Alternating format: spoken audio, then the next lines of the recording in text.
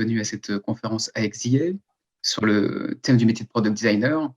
Donc, ce qui nous intéresse dans cette série de conférences, c'est de voir comment le métier de designer digital change. Le designer digital, maintenant, il est amené à intervenir sur plein de sujets. Il peut être amené à faire de la veille concurrentielle, de la recherche utilisateur, de l'architecture d'information, de l'expérience utilisateur, du prototypage, du design d'interface. Ce qui nous intéresse ici, c'est de voir comment ces compétences se déclenchent en fonction du contexte dans lequel on travaille. Donc, Emmanuel Brunel va nous montrer son champ d'activité en tant que product designer freelance. Emmanuel Bruno donc, a fait une formation de design à l'école ESMA.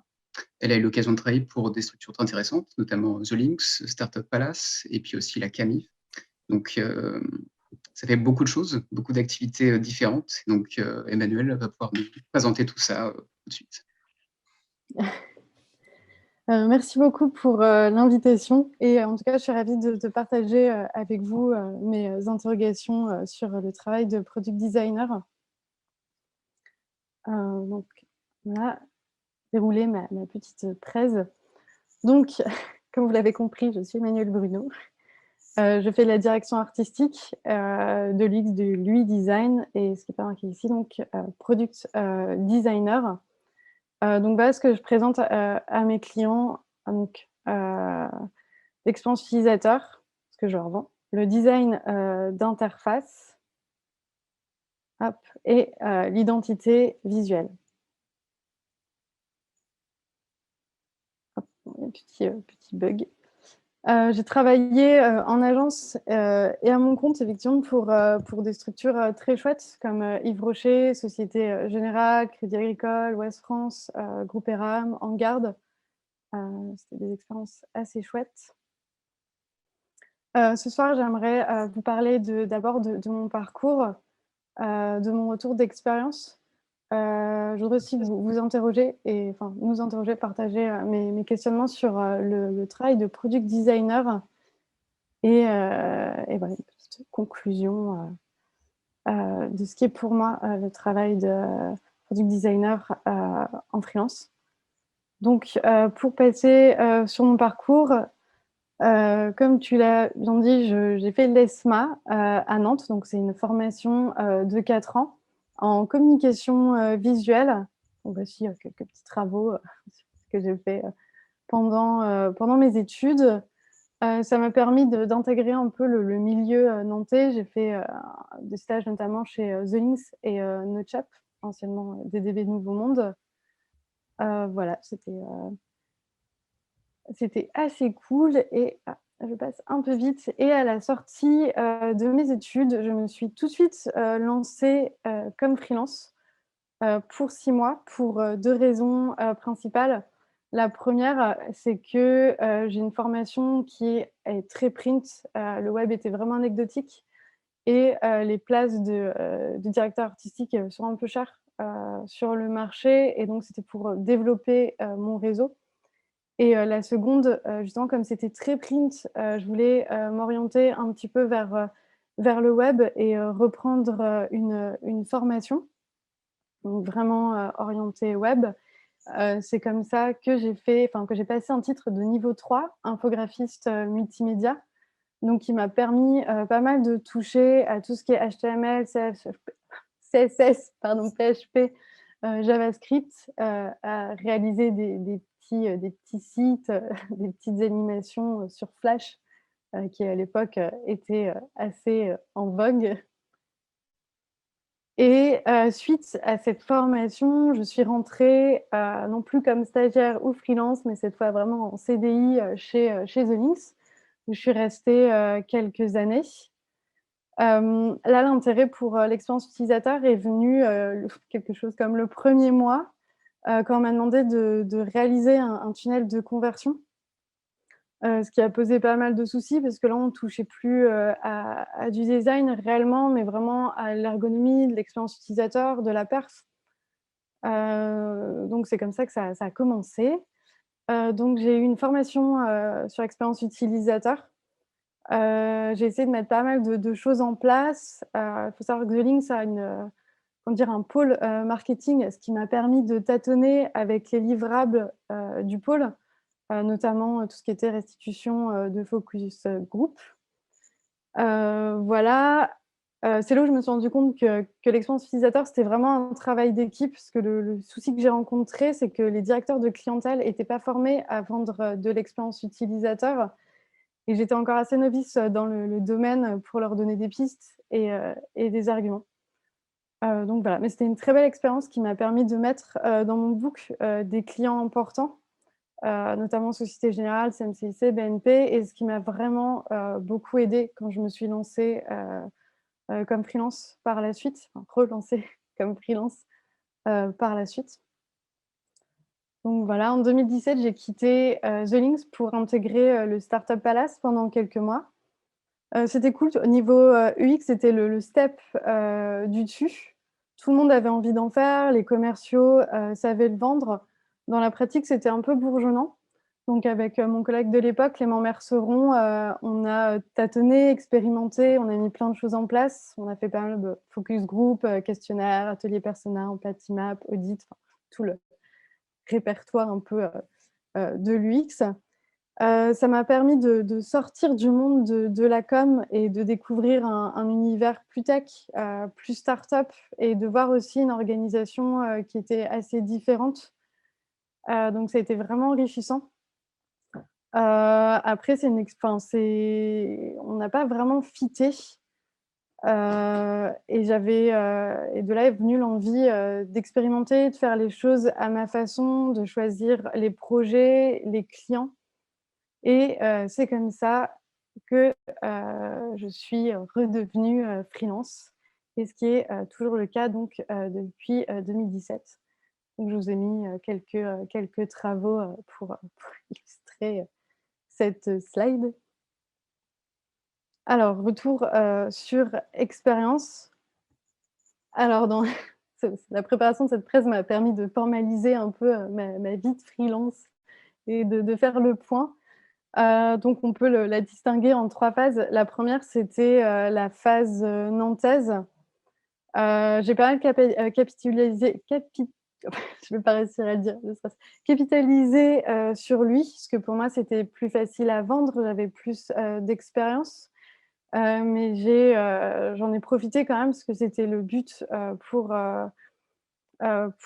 trouver des missions, UX. Donc ça a été, beaucoup de recherche, aussi de la facilitation et durant cette, 1re, phase, j'ai eu l'opportunité, d'être, intervenante, à l'IMIE, d'Angers sur, le design graphique et la communication, visuelle et de sortir de ma zone de confort. Cette 1re phase sont très challengeantes, là-dessus.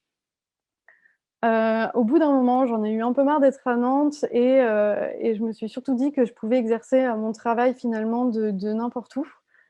Donc je suis partie, vivre en Italie, à bord d'un camping-car pendant 9 mois. Là, j'ai laissé tomber, l'expérience utilisateur. Je me sentais vraiment pas, d'en faire en distanciel. C'était, avant le covid. Hem donc son pour moi, c'était un peu compliqué d'animer un focus group, sur Zoom, par exemple, ou de faire, des interviews. Ça me paraissait un peu compliqué, donc j'étais vraiment plutôt, UI. J'en suis revenue de l'Italie, parce que digital nomade, c'est un comment dire? On est assez seul, on est loin de ses amis, de sa famille et même si on rencontre plein de gens et que c'est très intéressant, ça additionné au fait que freelance, c'est aussi être souvent seul. J'ai eu envie de revenir, dans l'Ouest, donc je me suis installée à Rennes et j'en ai profité, pour, beaucoup plus, développer, toute la partie, UX, qui me manquait et vers vraiment, laquelle, je m'oriente, de plus en plus, vers laquelle je me spécialise. Alors les avantages, pour moi du statut freelance, le premier évidemment, choisir ses clients et ses missions. J'ai appris pendant mes études, qu'en fait, quand on aime faire quelque chose, quand on s'amuse, on est meilleur et ça demande beaucoup moins d'efforts que quand on subit quelque chose et donc ça a été, ça c'est vraiment un avantage. La seconde, c'est de choisir ses conditions de travail et de pouvoir inventer ce dont on a besoin. Donc, par exemple, être nomade digital ou, faire que, du distanciel et la troisième qui est assez liée, c'est également, gérer son temps. Voilà, je sais pas vous, mais moi j'ai du mal à travailler, 5 jours par semaine, à raison de, 40 heures, je trouve ça, comment dire? Chronophage, forcément et surtout j'ai besoin de temps libre pour, m'alimenter, me former. Je pense qu'on est beaucoup de designers dans ce cas-là à avoir besoin de ce temps pour se nourrir. Donc moi, ça me permet, justement de pouvoir le prendre. Dans un futur proche, je pense que ça va me permettre aussi de reprendre, des études, de psycho et gérer son temps aussi, c'est aussi se responsabiliser sur, sa productivité. Mais, ça, je pense que tous les designers ont toujours, un peu ça en tête. Il y a des inconvénients, forcément. C'est le premier, c'est ne pas avoir de collègues, ne pas pouvoir, partager, ses interrogations sur un projet, des avis, brainstormer rapidement à la machine à café, cracher sur son boss. Enfin, ça, c'est vraiment, un truc, qui me manque, surtout sur les missions assez courtes. Le second inconvénient, c'est gérer l'administratif, et la relation client. Ce qui est de freelance, c'est pas que du design, il faut être assez procédurier pour que les choses, se passent bien sur certains clients. Dieu merci, pas sur tous. Mais bon, principe de précaution, on l'est pour tout le monde. Donc, bien avoir ces conditions générales de vente, faites, faire des procès-verbaux, de recettes, tout mettre par mail. La relation client, c'est une compétence aussi. Heu, tout ce qui est, gestes, commerciaux, fermeté, mais savoir être sympa quand même, enfin c'est quand même, un pan, assez important et pas forcément, facile à gérer, quand on est vraiment, design et qu'on n'est pas habitué à ça. La troisième chose, un peu chiante, c'est, se préoccuper de sa retraite, chômage, arrêt maladie. Je l'ai pas mis aussi, mais, vacances, période de vacances. Donc calculer son TJM en fonction de ça, prendre des assurances, par exemple, pour, des arrêts maladie longs, avoir un plan épargne retraite, ce genre de choses, voilà. Mais, c'est personne le fait, à notre place, donc c'est important. Alors heureusement qu'ils sont là, donc WeMind, comme je vous le disais, pour les assurances, bon ça fait aussi, mutuelle, mais l'assurance en cas de maladie longue ou de pépin. Ils ont aussi un service, comment dire? Légal si jamais il y a des litiges et ça, c'est quand même pratique. Mais bon, ça marche pas sans conditions générales et sans, PV, de recettes. L'expertcomptable.com parce que freelance, c'est aussi gérer, les déclarations de TVA. Et ça, c'est pareil, c'est un boulot en soi. Donc ça, j'ai choisi de déléguer. L'accordé, c'est, tout simplement le coworking, pour, justement, se rapprocher d'autres freelances, faire son réseau, quand on a envie de juste travailler dans un open space, c'est vraiment bien. Il y a, 2 cordées à Nantes, pour info, qui sont, très bien et surtout mon chien Lou, qui est un vrai, soutien, psychologique et qui photobombe, régulièrement, mes call conf, voilà. Alors les, outils, que j'utilise, pour l'UX, on a notamment SurveyMonkey qui est un outil, de questionnaire qui est assez bien fait, assez puissant. Je vous parle de celui-ci parce que c'est celui que j'utilise actuellement, car c'est celui, qu'utilise mon client et je le trouve très bien, mais je pense que Typeform fait aussi très bien la blague. Il y a également Mouseflow, qui est l'équivalent de Hotjar. Je pense que les 2 sont très bien. Moi, je travaille sur celui-ci, donc il permet de faire, des enregistrements de sessions, des heatmaps, des questionnaires contextualisés assez simples. Heu, c'est vraiment pas mal. Chameleon, pour les AB tests. Userbit qui permet de formaliser, tout ce qui s'est raconté pendant les entretiens utilisateurs, de le ranger, de le classer, ça c'est vraiment utile. Keynote, pour tout ce qui est des restitutions, c'est devenu mon meilleur ami, je pense depuis que je suis freelance. XD pour, tout ce qui est wireframe, prototype, Jitsi Meet qui est, l'équivalent un peu de Zoom. L'avantage, c'est qu'il est gratuit et à ma connaissance, c'est un des seuls outils, gratuits, sur lequel on peut enregistrer, ce qui est, assez pratique et il y a pas d'installation. Donc pour des entretiens, utilisateurs, ça fonctionne pas mal. Miro, forcément pour, collaborer, pour la facilitation et je vous ai rajouté, ce petit, gadget qui est Gluemap, mais qui est très cool pour faire des arborescences, les partager aux clients ou à l'équipe et chacun peut apporter, ses petites modifications, il y a pas besoin de s'inscrire. C'est le genre de petit outil, assez pratique. Pour lui, j'utilise, Sketch, après tout ce qui est suite, Adobe, donc Photoshop, Illustrator. Le choix des outils, ça va être surtout en fonction de mon client, de l'équipe, des gens qui vont avoir besoin de travailler sur les fichiers ou qui vont les reprendre, par la suite. Donc je m'adapte à ça. Je travaille aussi avec Avocode et Zeppelin, pour, passer le relais, aux développeurs. Là, pareil, c'est selon ce qu'ils ont l'habitude, d'utiliser et j'utilise également InVision, pour partager ou prototyper, quand je suis pas sur XD.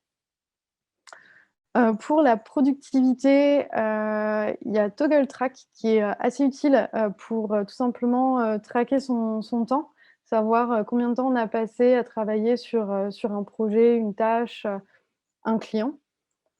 Il y a également, Tomity qui sert pour la technique, des pomodori, que voilà, je trouve très utile, il y a également Time, pour la compta et pour tout ce qui est prise de notes, je suis assez fidèle, à Evernote.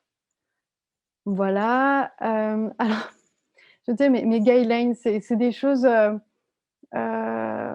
c'est un peu des principes, auxquels je me suis habituée, avec lesquels, pour moi ça fonctionne bien. C'est un peu clivant, mais par exemple, je n'ai, qu'un seul, client, à la fois, alors pour plusieurs raisons. La première, c'est que, je travaille principalement sur des missions, de refonte, et de création, ce qui est assez chronophage, qui demande un temps, conséquent. Souvent, 5 jours, par semaine, même si j'essaye de pas bosser 5 jours par semaine. Heu, mais donc ça laisse peu le loisir, à un autre, client. La seconde chose, c'est que je m'ennuie vite et si un client est récurrent, que je bosse régulièrement sur le même sujet, je vais vraiment perdre en motivation et en implication. Donc je préfère éviter, les clients, récurrents, même si, ça sécurise, mais voilà, c'est pas mon truc. Voilà. Il y a aussi éviter de travailler avec les entrepreneurs. Là aussi, c'est assez, clivant. La première raison, c'est que j'apprécie qu'il y ait un chef de projet, dans l'équipe. Comme ça, je peux me concentrer, vraiment, sur la partie design et je sais que c'est bien cadré et je trouve ça assez rassurant, assez confortable, pour rester concentrée et la seconde chose, qui peut arriver avec les entrepreneurs, c'est qu'on travaille sur le bébé, de quelqu'un, clairement et avoir cet affect, je trouve dans le travail, ça peut être, parfois compliqué et engendrer, des soucis de confiance ou un peu de contrôle fric, et c'est pas toujours, évident, à gérer, je trouve, surtout quand on a des qualités, relationnelles, parfois un peu limitées. Et la troisième chose, c'est éviter de travailler, sur, l'UX et lui sur un même, projet, conséquent. Donc si c'est juste une fonctionnalité, évidemment c'est beaucoup plus, pratique, de faire les 2. Si c'est un travail au long cours, je trouve ça un peu compliqué quand on a travaillé sur toute la phase de recherche, audit, benchmark, wireframe, d'insuffler un nouveau souffle, en fait, sur lui et le risque, identifié, c'est de, juste mettre des couleurs sur un wireframe. Donc je trouve ça, toujours plus pertinent quand une nouvelle personne arrive à ce moment-là et peut challenger, le projet et vraiment apporter quelque chose, de nouveau. Alors, comment mes clients, me trouvent? Alors il faut savoir, je démarche, peu ou pas, d'ailleurs. C'est quelque chose, qui est, un peu compliqué pour moi. C'est un métier et qui n'est pas le mien.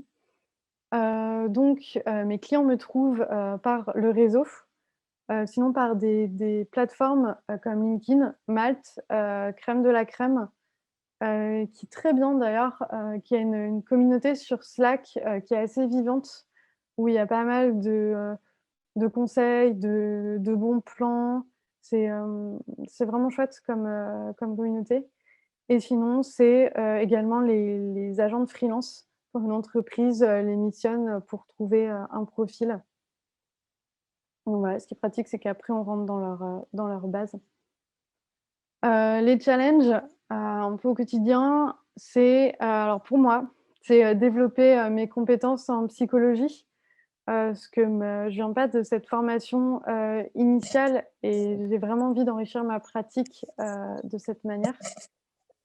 Hem, Ce qui est assez lié aussi avec un peu le syndrome de l'imposteur. C'est vrai quand on commence un projet, tout est nouveau, les besoins, les équipes, les utilisateurs, les technos et vraiment, à chaque fois, c'est un peu faire face à des choses qu'on connaît pas et parfois qu'il faut acquérir, donc c'est pas toujours, simple à gérer et aussi également pour la question, du périmètre. Est-ce que, je suis, la personne la plus qualifiée, pour une mission? Voilà, mon second challenge, c'est adopter, la bonne attitude, face aux clients.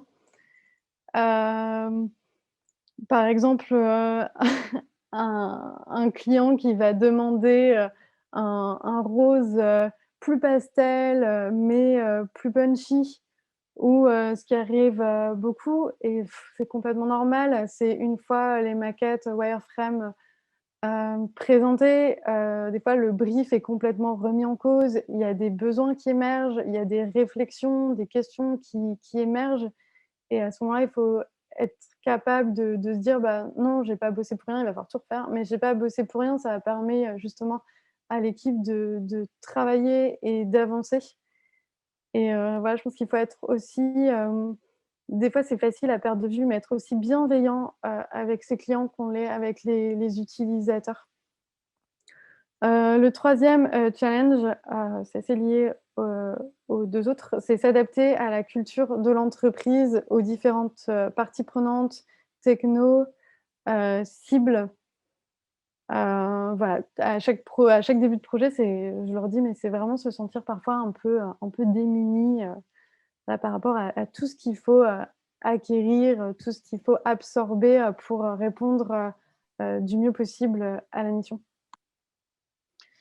Voilà et ça paraît un peu cliché, de le dire, mais bien comprendre les besoins et les attendus et vraiment bien, cadrer le projet. Justement, à chaque fois, tout est nouveau et il faut pas partir sur des a priori, des acquis de ça ressemble à ça et ça va être un peu la même chose. C'est de vraiment bien creuser et bien comprendre. Voilà, ça paraît bête, mais c'est vraiment facile, des fois de pas faire cet effort et voilà.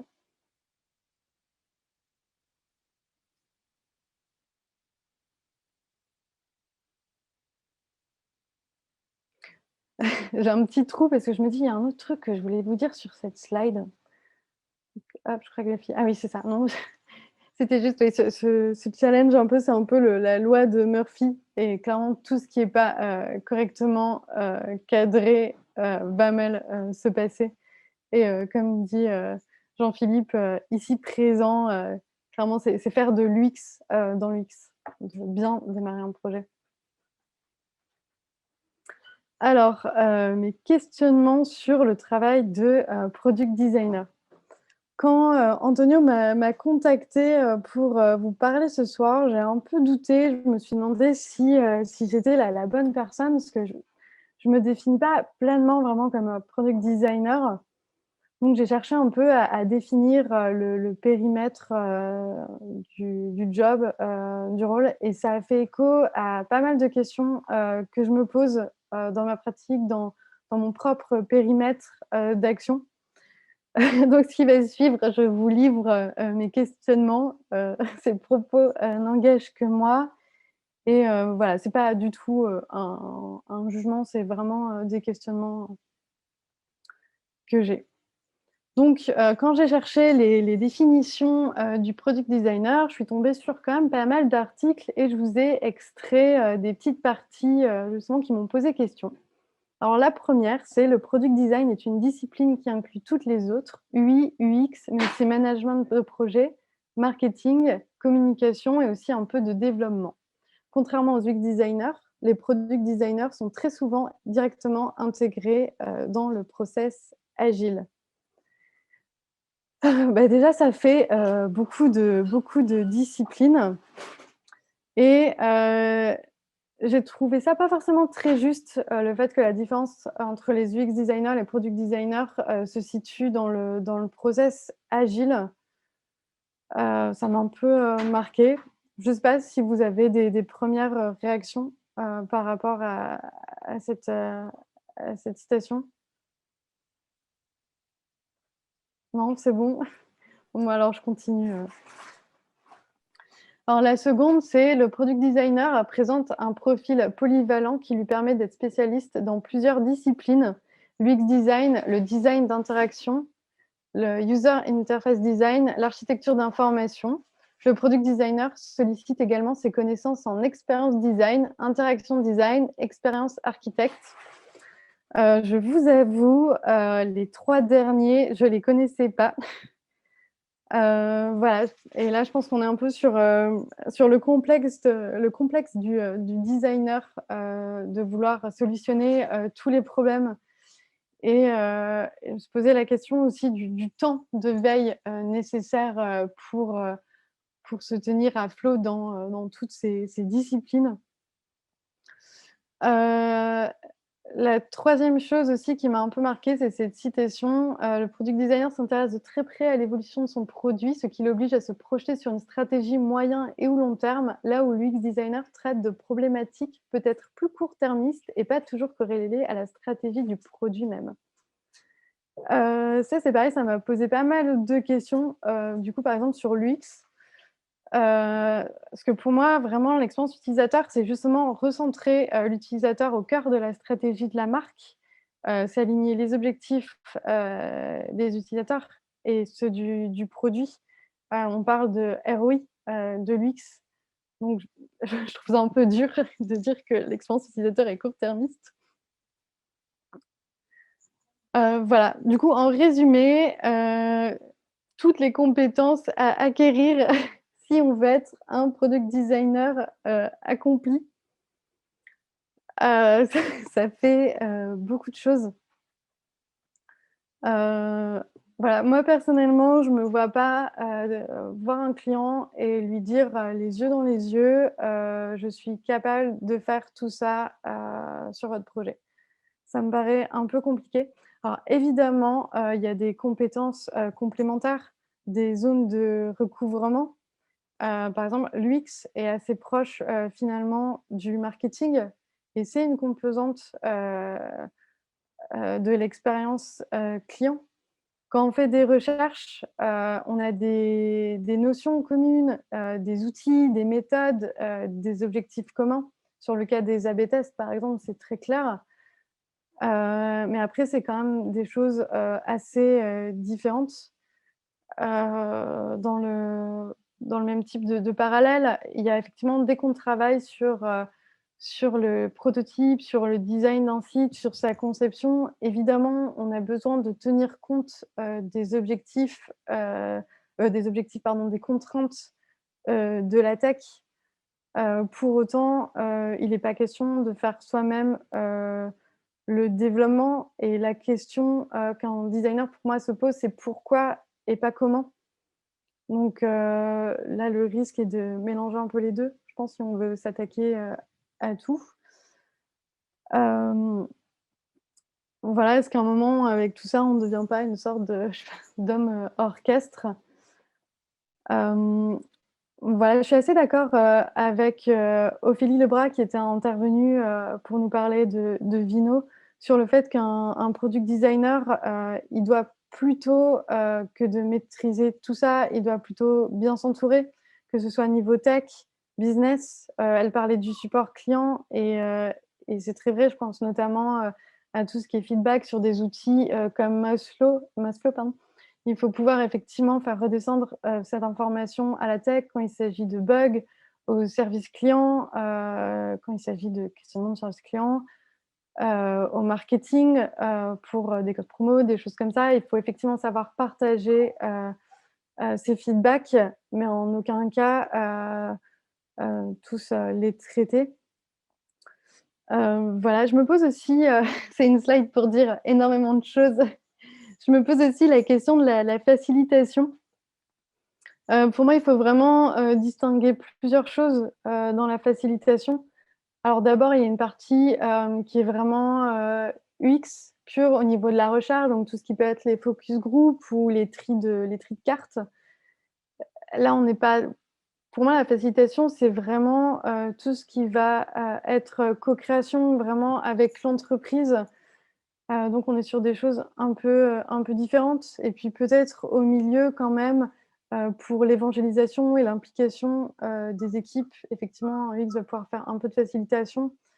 Après c'est quand même des choses très différentes. Par exemple, si on part du principe que, marketing et facilitation, c'est le boulot du product designer, est-ce que c'est un product designer, de faire des ateliers, type, North Star, stratégie, carte des parties prenantes? Enfin, ça me paraît être des choses, assez, différentes. Donc voilà pour cette partie, je voulais quand même parce que là, j'ai l'air de un peu défoncer, de tout défoncer. Mais en soi, il y a quand même un modèle avec lequel, je suis, à l'aise, que je vois de plus en plus régulièrement dans des agences.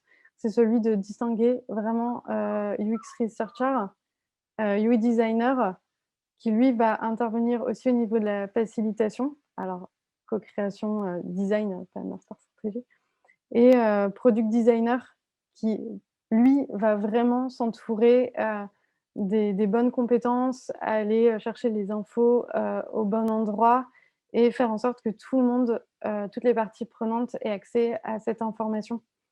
Effectivement, par contre, tout est assez, complémentaire, c'est le même écosystème. Voilà et je finis mon cycle des citations piquées dans des articles. En résumé, le product designer place toujours les besoins de l'utilisateur au premier plan, mais il garde aussi à l'esprit les besoins et le positionnement de l'entreprise lors du processus de conception. Il travaille le design de manière globale et voit le produit dans son ensemble et dans le temps. Je me suis dit que cette citation, c'était, au final, peut-être le début aussi d'une réponse. C'est que quand on est freelance, surtout de la façon dont moi j'exerce, on reste pas si longtemps que ça, sur les projets et clairement, voir le produit dans son ensemble, dans le temps, c'est un rôle, qui est essentiel, qui est clé et le confier à un freelance, c'est quand même, assez dangereux. Cette personne ne peut pas se permettre de partir au bout de 3 mois ou 6 mois. Et dernier, questionnement que j'avais envie de partager avec vous, c'est les titres, qu'on se donne, qu'on peut retrouver, par exemple, sur LinkedIn. Heu, pour dresser cette liste, c'est un peu ce que j'ai fait, regarder, comment les designers s'appellent et on voit que la liste est très, très longue, qu'il y a vraiment, beaucoup de choses et ça pose aussi, à mon sens, la question du quoi pour les clients, c'est-à-dire de quoi j'ai besoin et en fonction de mon besoin, qui, je dois appeler. Voilà, c'est quelque chose que je trouve, un peu compliqué, dans les temps actuels. Voilà et pour conclure, pour moi, l'essence, de freelance, c'est, Tear for Fears. un extrait de la chanson Everybody Want to Rule the World. Désolée pour l'accent. Donc, aide-moi à faire le maximum de liberté et de plaisir, car rien ne dure pour toujours. Et pour moi, c'est vraiment comme ça que je le vois. J'interviens sur des missions de façon ponctuelle, à un moment où il y a besoin d'aide, où il y a besoin d'apporter quelque chose. Et c'est justement un avantage pour en tirer voilà, pas mal de liberté et de plaisir et de continuer d'aimer ce travail qui en soi assez fantastique. Voilà, j'ai fini.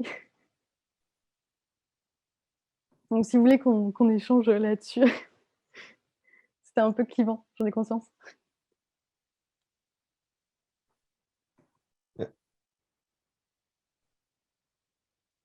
Merci Emmanuel.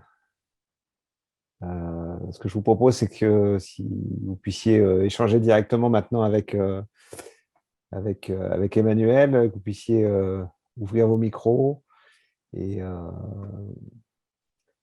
peut-être avoir un échange à bâton rompu. Je vois des choses qui passent dans le chat, donc n'hésitez pas à poser des questions de vive voix. On est assez peu nombreux ce soir, donc on peut partager en direct en vocal. Ce sera plus vivant et plus interactif. Donc, je vais arrêter le partage d'écran pour qu'on puisse voir nos têtes.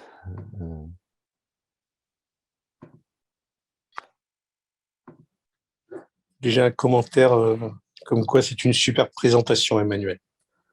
Ah, merci beaucoup. Avec un peu d'émotion, juste ce qu'il faut pour que ce soit authentique. Puis, voilà. Il y a aussi eu donc une réflexion de Frédéric Anéa, j'espère que je ne déforme pas ton nom, qui revient sur ta définition justement du product designer.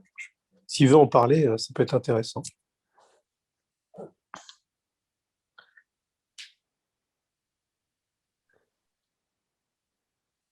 Faut pas être timide, hein, faut pas hésiter à intervenir. Ah, oui. Il est dans les transports, donc il restera muet. Frédéric. As-tu déjà mis en place une routine user research chez tes clients? Si oui, comment? Ah, c'est une bonne question, parce que là, on est vraiment sur de l'évangélisation. Oui, tout à fait. La première chose, je pense, qui est importante, c'est de les impliquer dans le choix des outils. On en parlait tout à l'heure, par exemple, ce qui est de Mozzflow ou un outil d'A/B test comme Caméléon, c'est de les impliquer dans ce choix. Si possible, par exemple, dans le cas de Caméléon, qu'ils assistent à une démo et justement à tout le discours commercial du produit, parce qu'au final, c'est mieux eux qui en parlent le mieux. Et c'est justement ça qui va, je pense, susciter un intérêt et de les inclure à tout ce qui est formation, mise en place. Les mises en place, par exemple, pour Mozzflow, ça peut être des mises en place de questionnaires. Sur les A/B tests, c'est des mises en place d'A/B tests. Le partage, surtout, le partage très, très régulier des résultats, d'enregistrement, justement, de sessions qui comprennent bien la richesse de tout ça et pour qu'au final, le reste de l'équipe prenne le relais du coup, là, lors de mon départ. Mais ça peut être vraiment super. Là, je vois des devs qui sont à fond sur les A/B tests, veulent savoir comment ça fonctionne, assistent justement ou demandent à voir l'analyse des résultats. Et c'est vraiment, ça, c'est vraiment très cool. Donc voilà, et c'est bien aussi c'est un bel exemple que l'expérience utilisateur, ça concerne vraiment tout le monde dans une entreprise, ou en tout cas beaucoup quand même de pôles. Et voilà.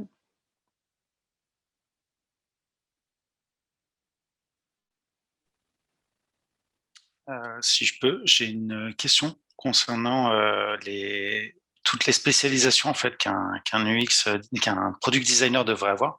Alors déjà, on parle de spécialisation, donc c'est quand même un niveau d'expertise assez important, je trouve. Et est-ce que à travers tout ça, on a le temps de dormir? Non, Jean-Philippe, non. Effectivement, il faut choisir. C'est vrai que je trouve que c'est facile de trouver ça parce que c'est moi qui l'ai faite.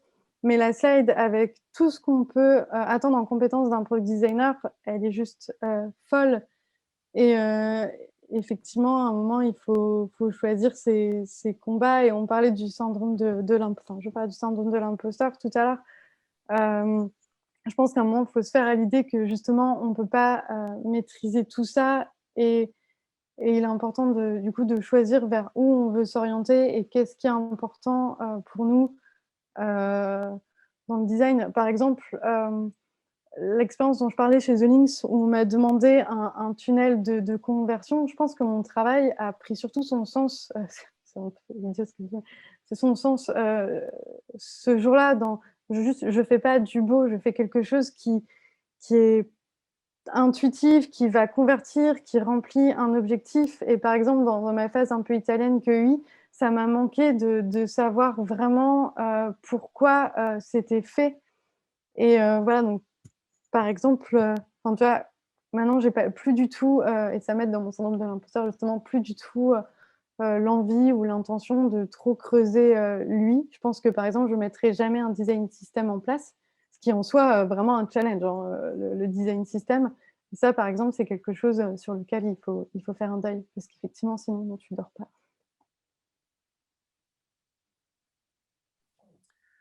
Non, mais quand tu penses justement ces métiers du product designer, est-ce que tu crois que c'est pas plutôt un ensemble de plein de métiers qu'on peut considérer dans un même groupe et se dire tous ces gens-là peuvent être product designers et travaillent sur une même typologie en fait d'action, un même type de métier et sont des compétences individuelles qui sont complémentaires avec chacun des particularités et des points forts. Mais aujourd'hui, ça me paraît difficile d'être un bon développeur et d'être en même temps un bon UI, un bon UX, un bon UX recherche, un bon tout ça. En fait, tu peux pas être bon partout. Par contre, d'avoir connaissance d'eux et de se dire que tout ça, c'est des gens qui sont liés à un même métier, de trouver un métier qui est une dénomination qui rapproche les gens, est-ce que c'est pas aussi une bonne idée, quoi? Ouais. Après, c'est vraiment dans la définition du product designer, tu trouves tout ça. Effectivement, je pense que c'est un peu biaisé. Peut-être qu'on devrait plus parler de product manager qui effectivement orchestre une équipe qui a des compétences différentes. Après, j'ai l'impression que ce qu'on attend quand même d'un product designer, c'est de produire et de faire un peu tout ça. Alors effectivement, il y a par exemple le modèle Ante dans le recrutement pour constituer une équipe où tu vas justement choisir des individus qui sont plus ou moins, qui ont plus ou moins une expertise dans un niveau, sur sur une compétence et des connaissances dans d'autres, et tu vas pouvoir créer une équipe. Et effectivement, ça me semble plus juste. Après, dans des structures ou en freelance, justement, c'est un peu le risque de définir un product designer, comme on l'a vu dans les différents articles, c'est qu'on s'attend à un moment à avoir une sorte de couteau suisse qui pourrait faire tout ça. Et voilà. Après, comme designer, je pense c'est peut-être un truc qui nous rapproche un peu tous, sorte de complexe du designer, de vouloir tout solutionner. Et des fois, c'est très compliqué quand on voit par exemple qu'il y a des trucs à faire sur le programme de fidélité, de ne pas vouloir mettre son petit grain de sel, justement parce qu'en plus on a déjà une connaissance des utilisateurs, puisqu'on s'intéresse à eux pour le site, et de vouloir aller justement aider ailleurs. Mais effectivement, ouais. Je pense que le plus product manager, je suis plus à l'aise avec ça, tu vois, quelqu'un qui orchestre et après, effectivement, des compétences plus individuelles. Je sais pas si ça répond à la question. Je crois qu'on n'a pas fini de définir de toute façon tous ces termes. Ils vont bouger, ils vont se multiplier, ils vont s'additionner, se soustraire. Bon, voilà. Mais c'est intéressant, ton point de vue est intéressant, ton approche est intéressante. Merci. Je t'en prie. Mais j'étais vachement, à un moment, rassurée quand j'ai vu le métier de UX designer, justement, se spécialiser. On est vraiment passé côté recherche, design, wording aussi.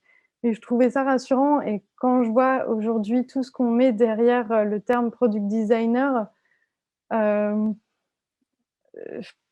je trouve ça presque dommage au final, alors qu'il est... Ah, là, il photobombe pas, mais... Voilà, pardon, c'était lui. Et je trouve ça donc effectivement dommage de mettre autant de choses derrière product designer, alors qu'on était justement en bonne voie, je pense, pour justement se spécialiser, et on en a besoin, je pense. Non, mais tu as tout dit dans le fait qu'on veut spécialiser, on veut être pertinent en fait dans certains domaines d'activité qu'on identifie bien, mais en même temps, on n'arrête pas de dépasser les lignes aussi parce qu'on ne sait pas en fait rester juste lié à une entité. Quand tu décris ta vision de l'UX designer, en fait, tu prends aussi un peu l'UX research, comme tu t'imprègnes aussi en fait un peu de lui malgré tout, quoi, tu vois. Mmh. Et ces approches, elles sont toujours tellement, ces activités qui sont tellement proches, et c'est tellement des individus qui pensent de la même façon, qui pratiquent des fois ces métiers-là aussi à certains niveaux, tu vois, que finalement, c'est dur de bien définir, et on a trop une sensibilité personnelle. Je vais arrêter d'accaparer mes questions, et peut-être que d'autres gens ont plein de questions à poser. J'en profite, je fais remonter la question de Frédéric Aneya, qui disait, qui demande si ce n'est pas le niveau de responsabilité, pardon, sur un produit qui fait la différence avec le product designer. Est-ce que c'est le niveau de responsabilité, peut-être le niveau d'implication, et à quel niveau stratégique le designer est invité à proposer son expertise? Je ne sais pas si ce qui différencie les designers, c'est le niveau de responsabilité. Parce que par rapport à tout ce qu'on a vu, ça fait quand même énormément de responsabilités. Et en soi, un UX designer ou un UI designer a des responsabilités qui sont quand même assez lourdes. Après, effectivement, il faut confier les designers aux réunions stratégiques. Forcément, je défends ce point de vue. Et c'est ce que je disais par exemple tout à l'heure à propos de la facilitation. Pour moi, c'est difficile qu'un UX researcher fasse la facilitation, parce que dans ce cas-là, qui représente les utilisateurs dans le débat?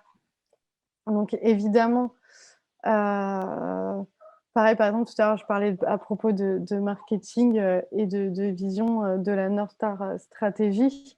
Il y a des entreprises, et c'est vraiment très cool, il y a des entreprises dont l'objectif principal est justement la satisfaction des clients et l'utilisateur. C'est par exemple le NPS, dont vraiment l'objectif est un bon NPS. Et évidemment, à ces réunions, il faut convier les designers. Donc, Et, surtout excuse-moi, du coup, est-ce que tu peux nous apporter une définition de la North Star Stratégie? Qu'est-ce que tu entends par là?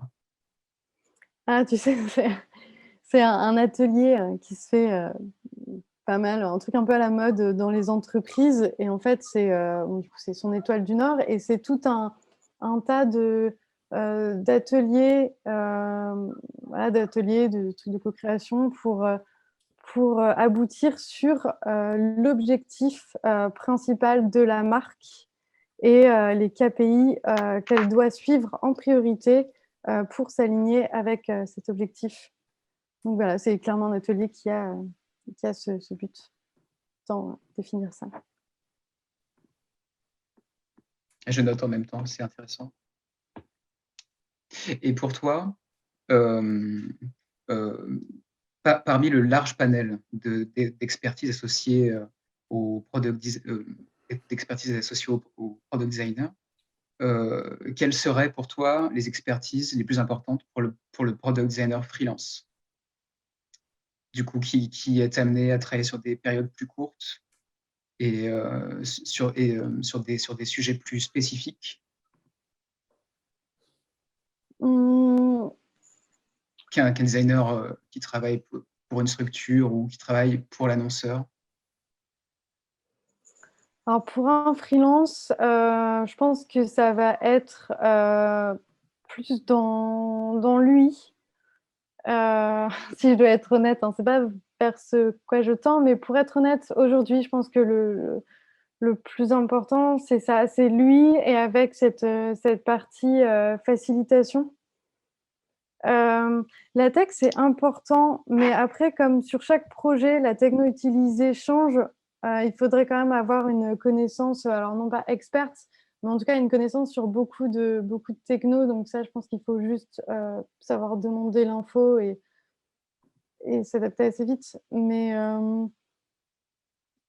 vraiment, lui attends, je reprends mon doc par rapport à tout ce qu'on vient de se dire, toutes les compétences que j'avais justement, listées. Je peux plus. Si. Non.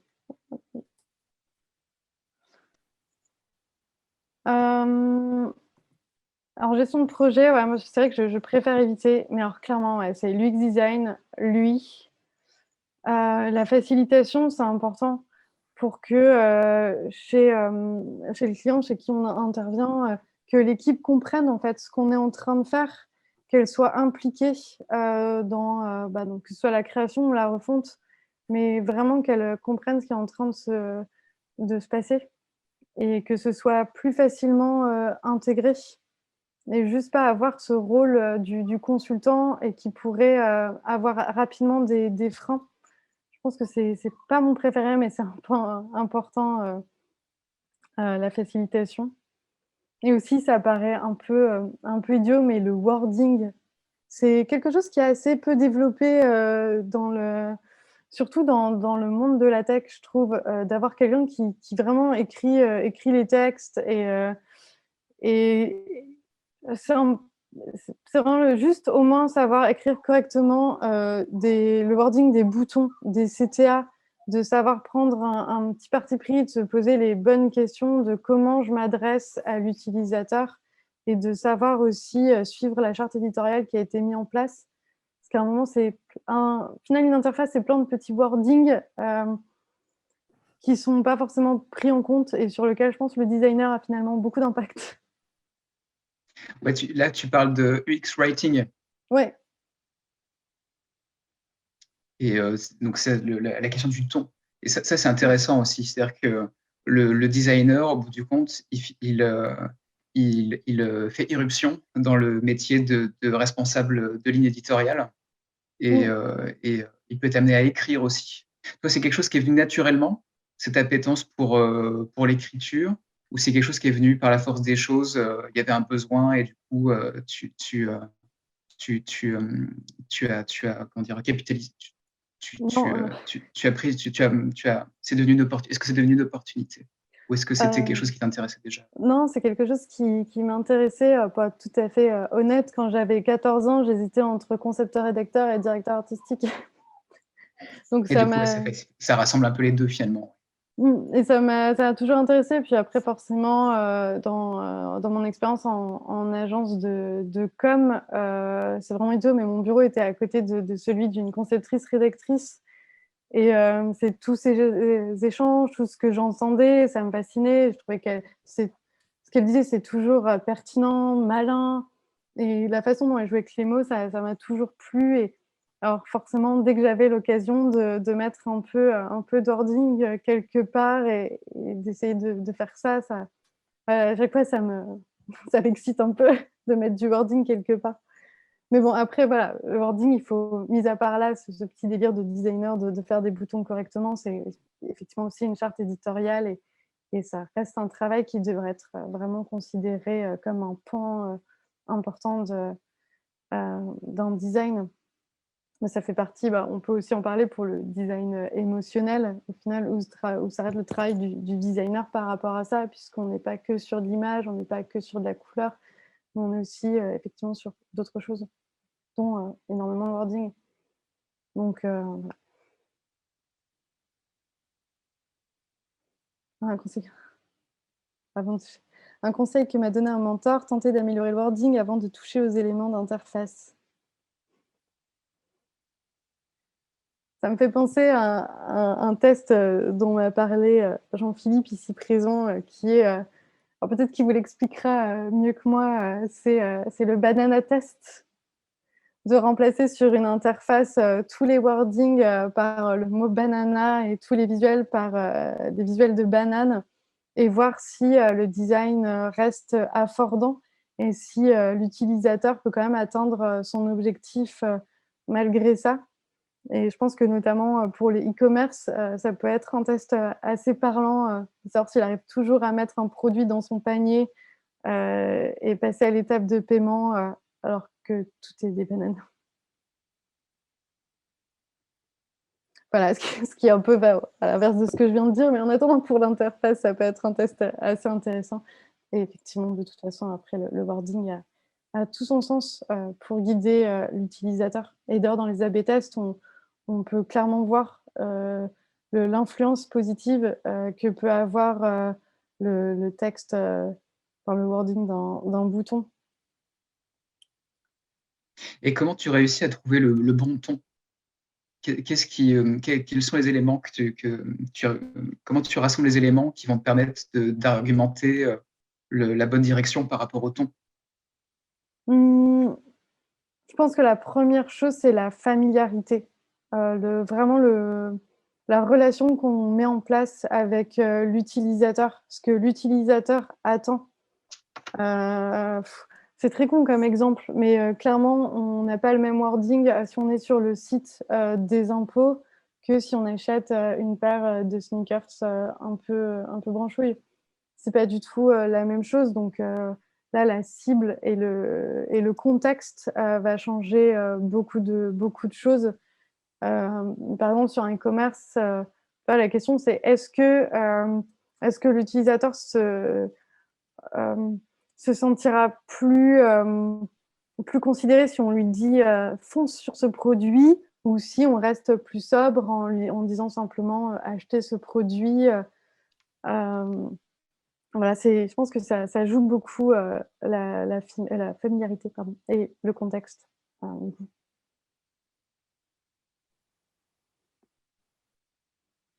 Ok.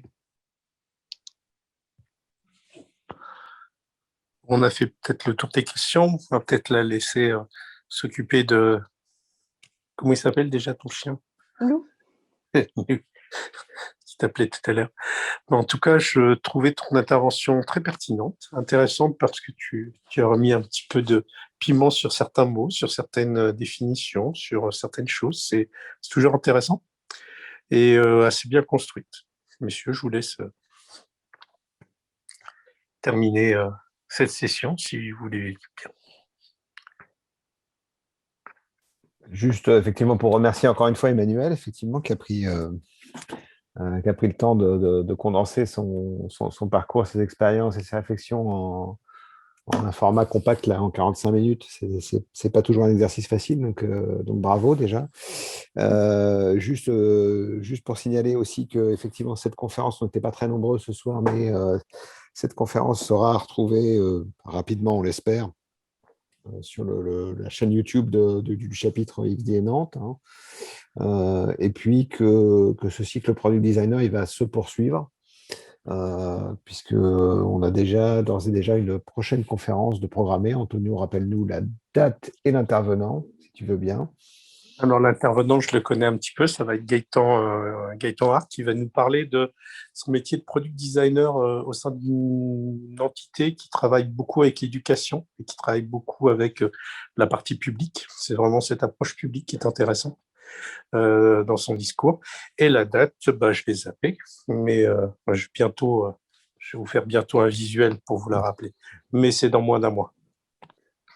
Voilà. Donc, merci Antonio pour cette précision. Je suis toujours très pointu. Et voilà, presque complète. Voilà. Et puis merci encore à Renaud d'avoir proposé ce thème du product design, parce qu'effectivement, on voit bien qu'il y a des ramifications multiples et plein de pratiques différentes en fait derrière ces deux termes. et que tout ça mérite effectivement d'être explicité, d'être discuté encore et encore, et vraiment de bien saisir toute la variété des pratiques professionnelles qu'il y a derrière. Merci à toutes et à tous. Merci encore, Emmanuel. Merci à vous. Prochain rendez-vous donc mi-avril avec Gaëtan Arc et Cosmos.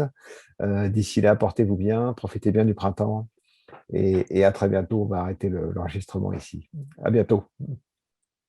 Belle soirée, à bientôt. Merci beaucoup. Bonne soirée. Merci, au revoir.